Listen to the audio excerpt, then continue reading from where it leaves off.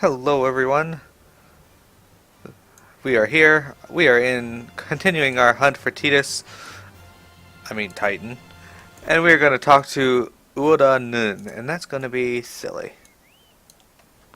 This old man looking Mikote. State your business, adventurer.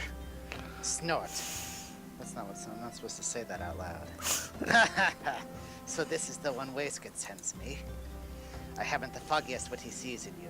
Until I do, you will receive no aid from me. Okay. You gonna give me a pair of pants? Oh, interesting. Here, take these pants.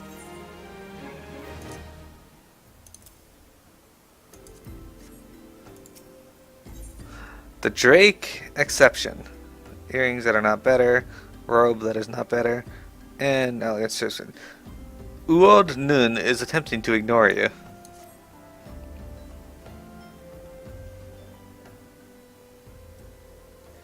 Persistent bugger. Very well, let's have a look at you.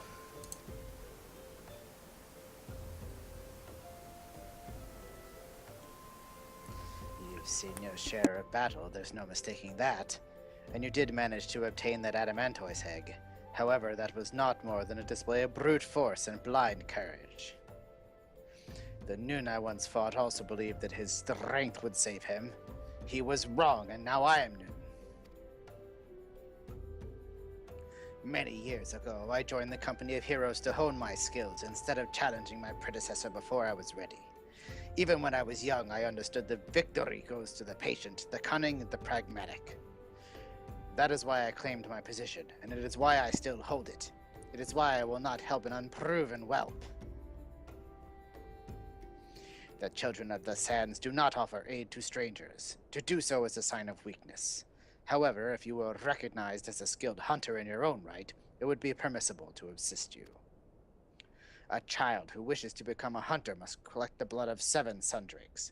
You are not a child, so you may find this to be easy, but you are not of the U tribe, so perhaps not. I will consider your request once you have brought me the blood, and not a moment sooner. Okay. I didn't actually request anything of him. He just sent me to go talk to this guy. Alright, Squirms. Let's do this. So we're gonna go fight Sundrakes. That's right. It's daytime, so we actually get to see the majesty of this entire Sagoli Desert, which we didn't really get to show off last time we were here. We kind of just ran through and got the, they're attacking me. Fuck you, sandworms. Anyway, we kind of just ran through, but we didn't actually go up on any of these sand dunes and really explore and show you just how vast the desert really is. And as you can see, it is quite vast.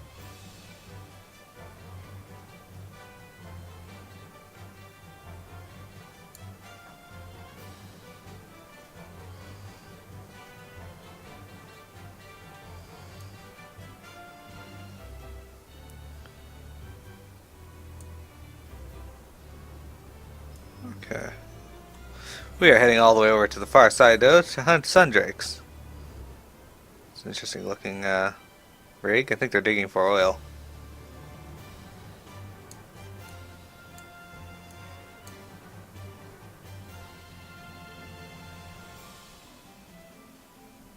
Okay.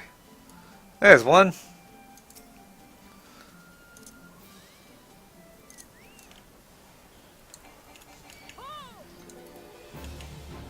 Alright, smoldering scales. We can't have any of that.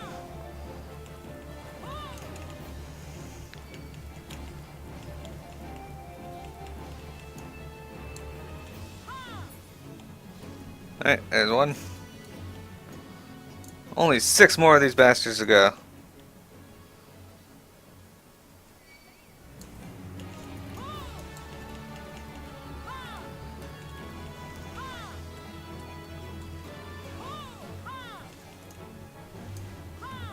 Oh damn, he can spin while he's casting it. That's lame.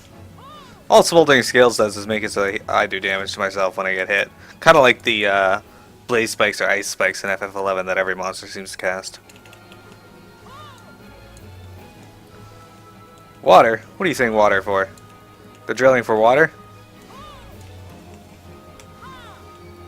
Yeah, they might be in the desert. That makes sense. Little do you know, south of here is a bunch of moisture farms straight from Tatooine.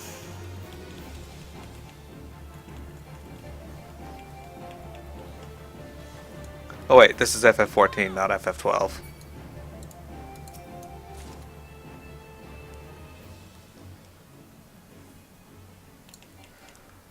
So, good news everyone, Silly has agreed to buy me the Balthier Play Arts Kai figurine.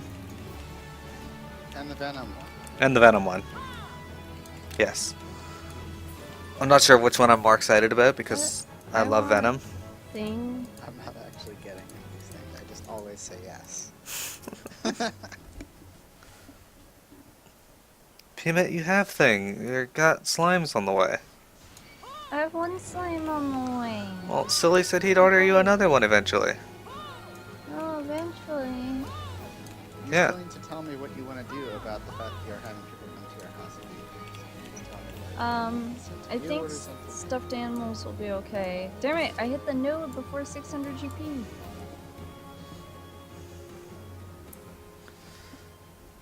Ah, yes. So I'm up to 39 crystal sands spent on my weapon, doing very little to actually get the umbrite. Don't forget you can get moonstones too if Yeah. you don't have anything to spend your things on.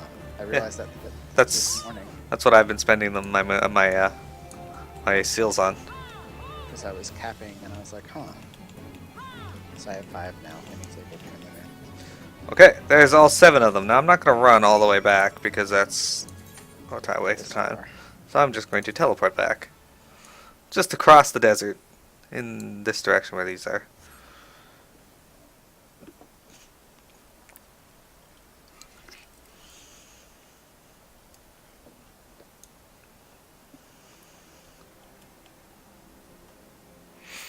Alright, ready, Silly? I like how my chocobo's in the house. Yeah. I will not help an unproven whelp. Bring me the blood or we will have nothing to discuss.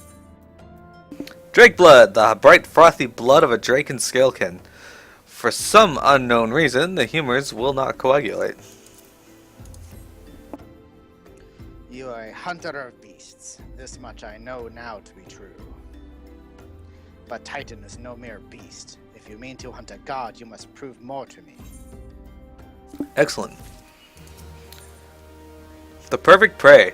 Uod Nun wants you to hunt the most dangerous game. Man. Hunting a beast is a simple affair. You merely stalk, pursue, and slay.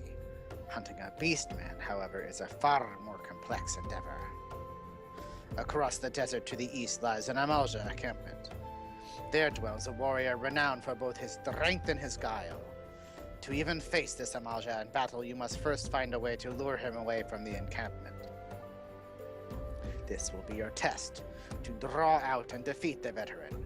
For this, I will offer you no advice, only this worn spear. Why, you ask? You will have to solve that riddle yourself. Now go slay this old warrior and bring me his necklace. Alright. So now we gotta go back to where we were before. Really, it's right by it. And fight an Amalja. The Amalja are a group of beastmen that we actually faced off a few times. They were in our opening cutscene when we were on our way to Ul'dah for the first time. And they were there when we were helping the people of Little Alamigo with their youth uprising. Hey, desert fish. Dust anglers.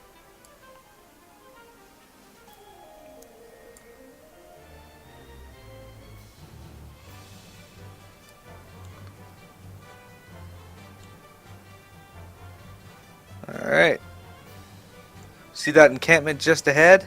I think that's kind of where he is, but not really. As we now have to turn.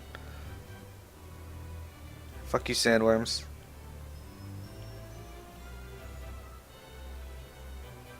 Ah yes, it's right here.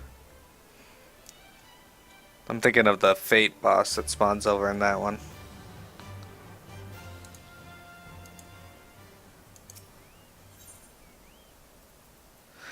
Bloody Guasam. A trophy claimed by Ud Nun from the dying hands of an Amalja warrior.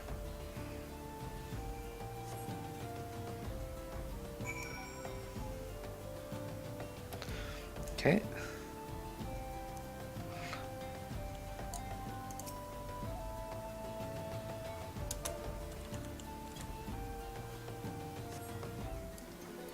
A mournful cry echoes across the desert. Stone Spike Tanadga. Okay.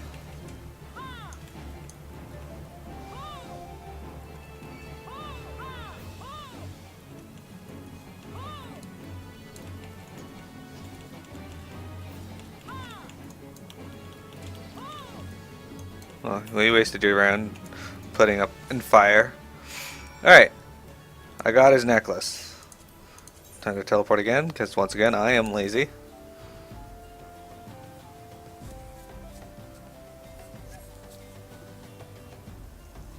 Ugh.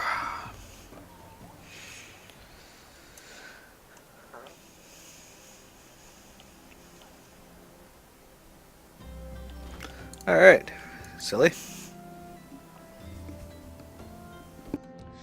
Tell me, adventurer, is our old nemesis dead?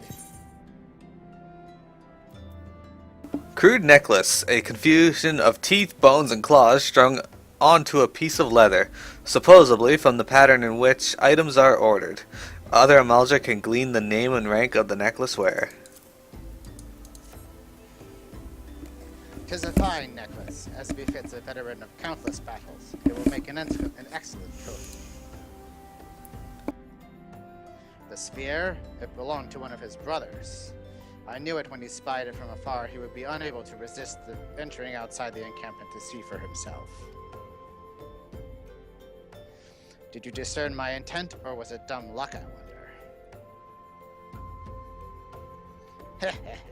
Either way, you impress me, adventurer. I should tell you of the ingredients you seek. Yay, I am now level 35. Alright. When the worm turns. Toadskin arm guards. Those are not better than what I'm wearing, so I'm not going to swap to them. Okay, Udnun is finally willing to tell you of the ingredient you seek. A shame we did not meet when I was still with the company of heroes. You would have made a fine recruit. But no point dwelling on what cannot be. You have a Welwick worm to hunt. Sandworms slither brazenly across the desert dunes, but Welwick worms are far fewer in number. Rarity breeds demand, and so their meat is highly prized as a delicacy. The only way to catch your quarry is to entice it with something it cannot resist. These worms prey on the smaller creatures of the Saguli. A fresh-soldiered angler carcass would be my choice of bait. There is an area teeming with anglers to the east. I will mark it upon your map, along with the location where Welwick worms are most frequently sighted. Be warned, the blood will drive the worm into a feeding frenzy. If your skills are lacking, it will devour you as well. Okay. So we're going to go do the level 35 monk quest after we are done here in Sagoli Desert. Let's do a mount roulette. What do we get? Squirms. Okay. It was destined to be squirms.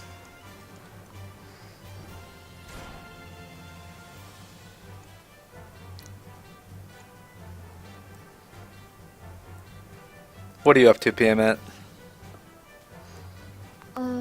Gathering and crafting You excited to voice your character soon? my character. Yep.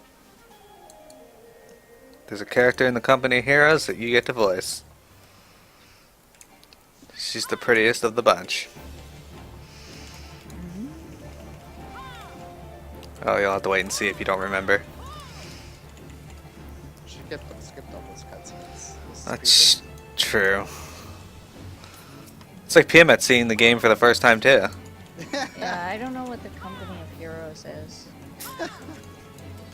Well, if you've been watching, you know they're a group of adventurers that killed, well, mercenaries that killed Titan before.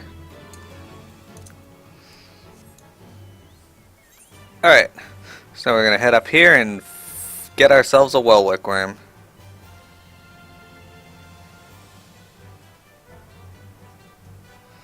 And there it is. I'm gonna run around this sandworm because I don't feel like messing with a sandworm right now. Okay. Wellwick worm territory. Okay.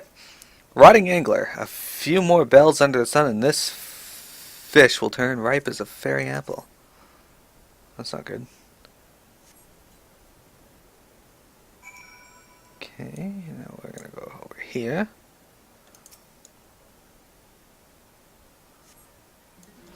The sand surrounding the angular carcass begins to pulse and throb. That's not good.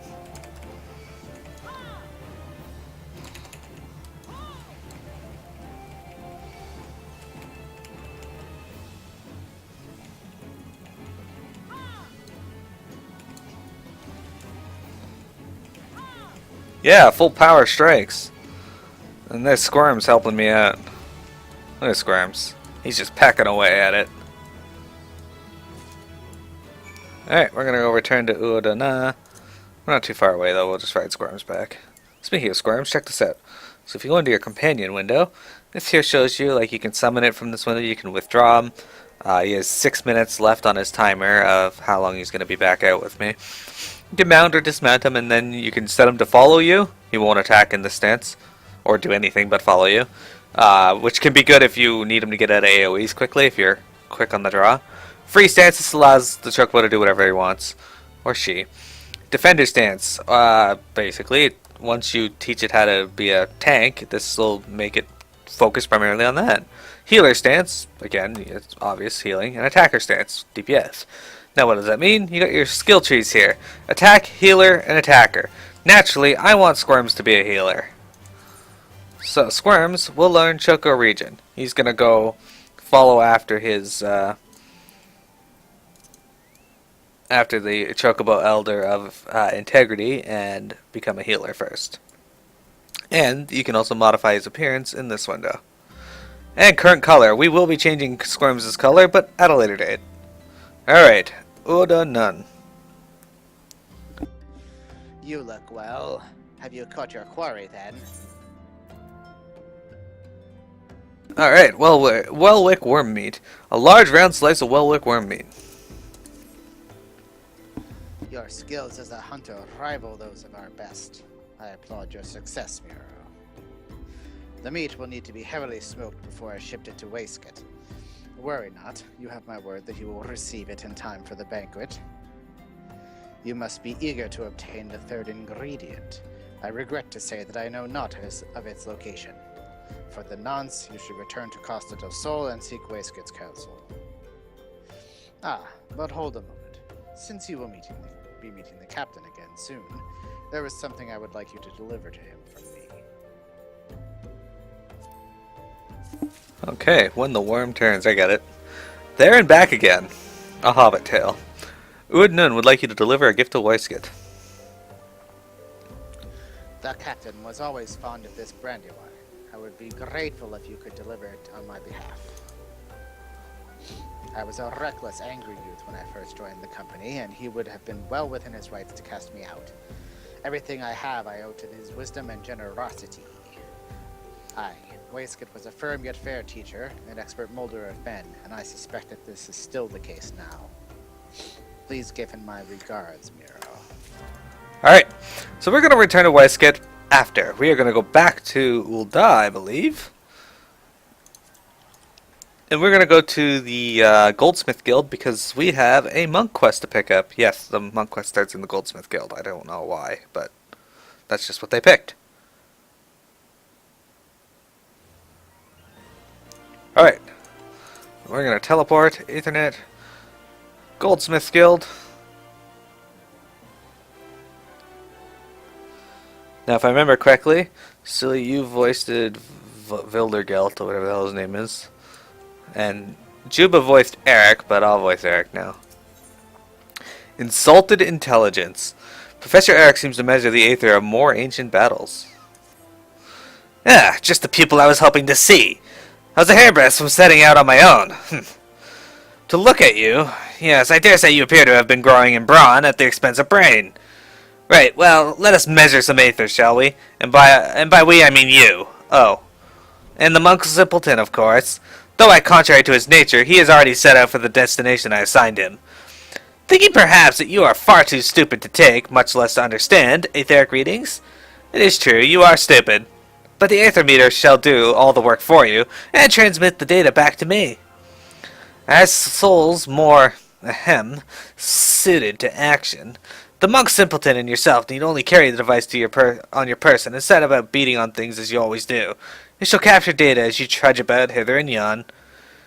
Aether is not the only source of all magics, but also the fount of life. Yet, despite its ubiquity, it remains imperceptible. When a living thing dies, the aether comprising its life is released. When this discharge takes place, a portion of that aether remains lingering in the physical world. No doubt you have etherical crystallizations, physical manifestations, apparitions of the deceased, luminescent glow, known as the ethereal fleshhold. In short, the more violent and dramatic the loss of light, the greater the amount of ethereal left behind, either in its imperceptible form or in crystallizations. And where are the most lives lost in this manner? Cemeteries! No, false you idiot! Battlefields! Do you not see? With etheric readings of those locations, we can discern the scale of more of the battles that took place there. As for those fool beliefs the monkhood keeps, chakra and spiritual energies and whatnot, if I were to allow that they truly exist, I would be inclined to say they were once one and the same as aether itself. The aether surrounding these ancient battlefield sites comes to naturally settle on the surrounding life, both plant and animal, though more in the latter. It accumulates within them, felling these beasts, then releases that aether, causing a surge that resonates with the aether within you, causing it to expand, the so-called opening of the chakra. By this, the very power of life itself grows within you. A watered-down explanation, but adequate for one of your mental prowess, I believe. Mine own wife had never had the patience for such things either, nor my passion. She cursed me in my work, took our children, and returned to Alamigo. But now is not the time for that tale. The area I am placing in your charge is Bloodshore in eastern Lanasia. Place this aether meter in an appropriate location, and after a spell, retrieve it and bring it back to me. I obtained the data I require, and you and the monk simpleton are afforded with a chance to indulge your, how should I put it, charming little backwater fantasies. All are happy. Ideally, I would prefer you have a knowledgeable understanding of Bloodshore's history, but I fear we lack the time for me to educate you. I need hardly tell you that my research takes precedence over your schooling. Eric, I will punch you in the face. Alright, so I did not grab the aetherite while I was in Costa del Sol. I am pro.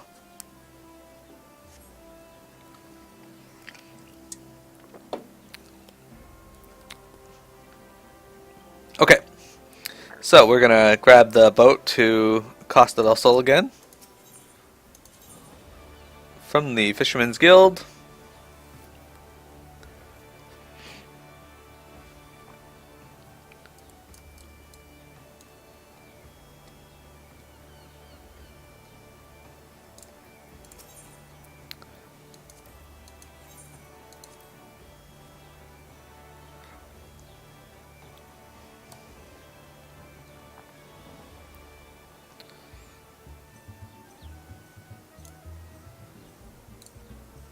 Okay, so now we are back here, but we're not going to go talk to Weisgate yet. We're going to finish the monk quest first, and then continue on with the company hero stuff. Before then, though, we are going to go attune to this aetherite, because, as per usual, I forgot to do so. Look at this guy. He's got a big sword on his side, an Allegan sword.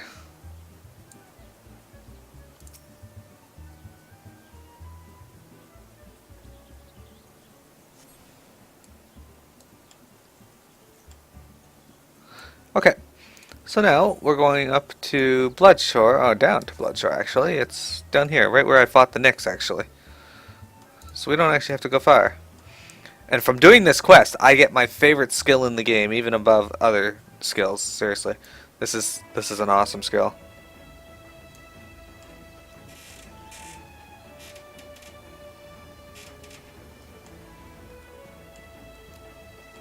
Alright.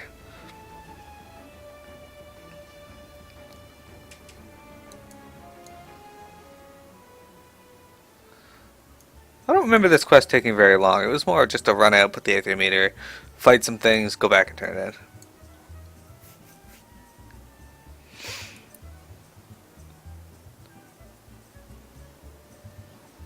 Okay. You two are arguing semantics. You don't really need to do that. An odd contraption used from measuring surrounding aether levels.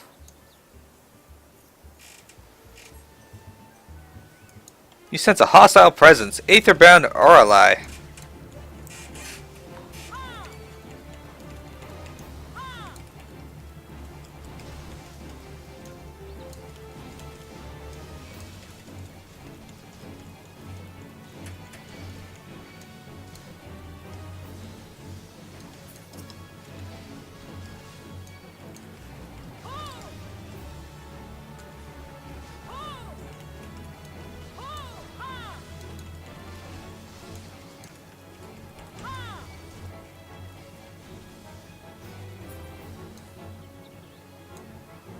Oh, more. Oh, alright, let's do this.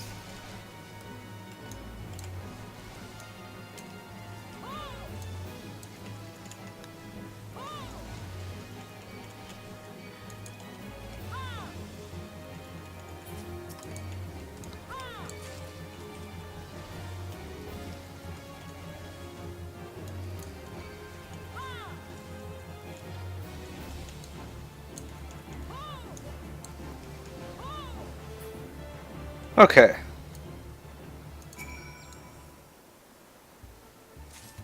Perfect. Okay.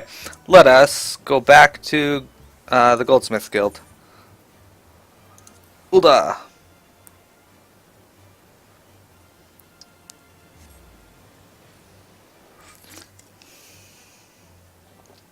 Cool.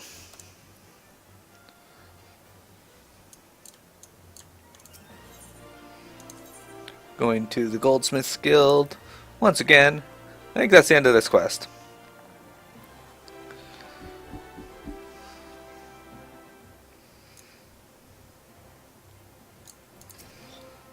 Have you brought the aetherometer? It seems the device has suffered some damage. I suppose such things are unavoidable in this line of work. I must see to its repairs at once. That is, after all, why I put up here in the Goldsmiths Guild.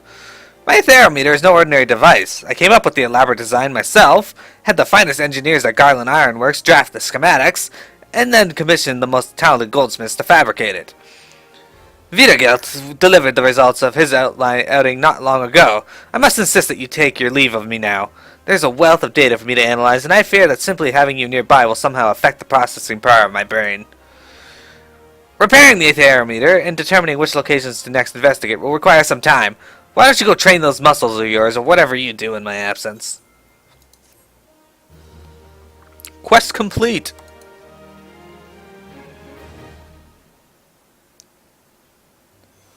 You have opened a chakra within you. Action learned, shoulder tackle.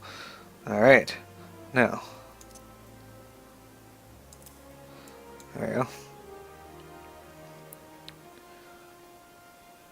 Oops, that's not the way out.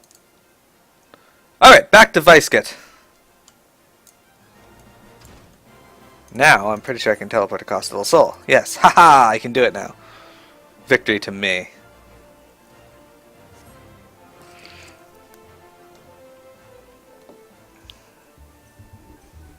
Okay.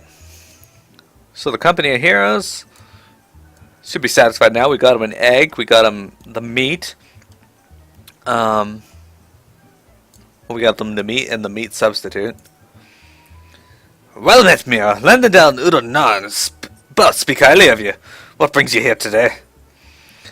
Onyx Brandywine, a deep caramel-colored spirit made from twice distilling fine red wine and then aging it in rosewood barrels for at least 30 summers. Ah, my favorite. I shall have to thank the Nun personally.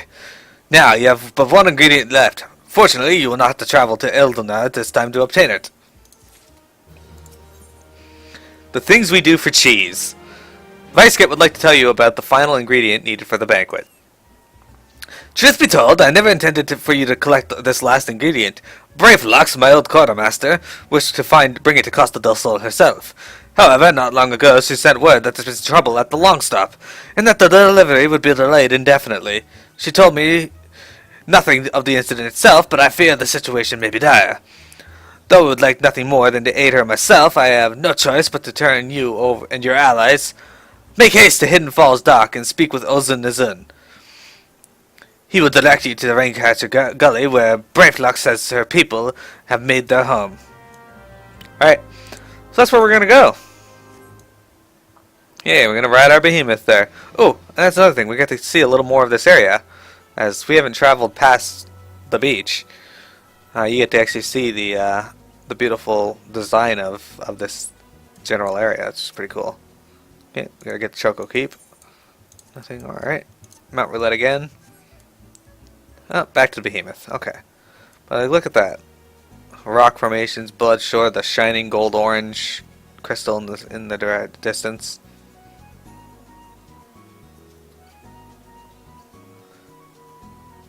Like, one of my favorite things about this game is they did an amazing job designing everything, and I can't wait to play Final Fantasy 15 to see how they do, how they're gonna do on that. Like, 'cause I got a good idea from the Platinum demo and the episode Discade, but that doesn't really tell us too much other than those particular areas are beautiful. They may have gotten lazy with the rest of it, like other game companies have in the past. Alright, Ozun Nazun. Okay, so you can voice this character. He's a little guy Lullafell. What's the hurry, adventurer? Something happened over the Goblin settlement? I don't know why you're so eager to help a bunch of beastmen. But go and talk to the skipper over yonder. She'll ferry you to Raincatcher Gully. Excellent. Alright, Payment, you get to voice the ferry skipper.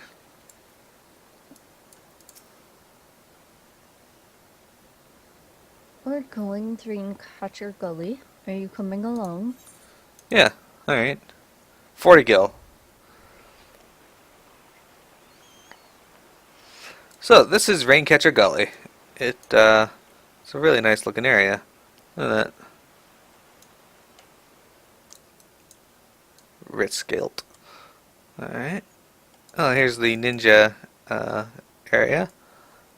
But we gotta be on this side of the bridge, so. Kind of reminds me of an area I lived growing up. At least this part does.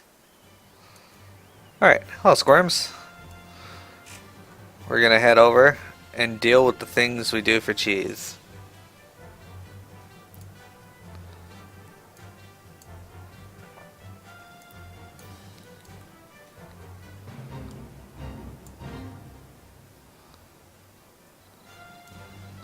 The thirst. Okay. Are you ready, Pac-Man?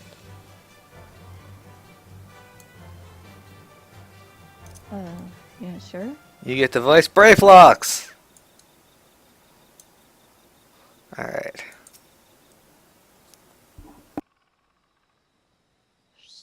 Show. Tongue flaps of Whiskot be reaching ears of Brayflux. Uplander is come for tasty fresh gobby treats, yes. Quet's prize of Uplander deep in long stop. Flighty beasts chase gobby flock from homes. Gobby flock needs goodly Uplander. Give safety to long stop with much handling. Alright, yes, that's right. Our next destination is a dungeon. I'm going to be resetting my recording here. And then getting some assistance, some helpers, going